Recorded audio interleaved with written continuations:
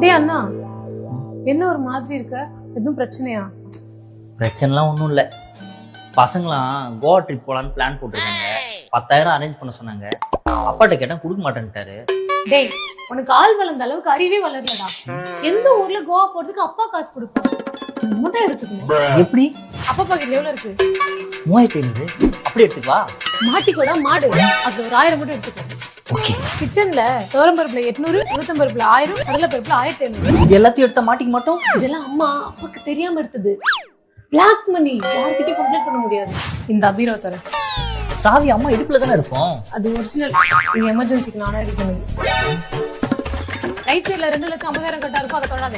Left சைடுல 33,700 இருக்கும், அதுல இருந்து 3,000 மட்டும் எடுத்து. இப்ப எவ்வளவு இருக்கு? 7,300. இன்னும் 2,000 வேணும்ல? அப்பா, காலேஜ்ல எமர்ஜென்சி ஃபீஸ் 2,000 ரூபாய் கேக்குறாங்கப்பா. ஐயோ, எமர்ஜென்சி ஃபீஸா? இந்தம்மா உடனே நாளைக்கு போய் கொடுத்துரு. என்ன பாஸ், இவ்வளவு வருஷமா ஃபீல்ட்ல இருக்கோம், நீனும் வளர்ந்துடா தம்பி.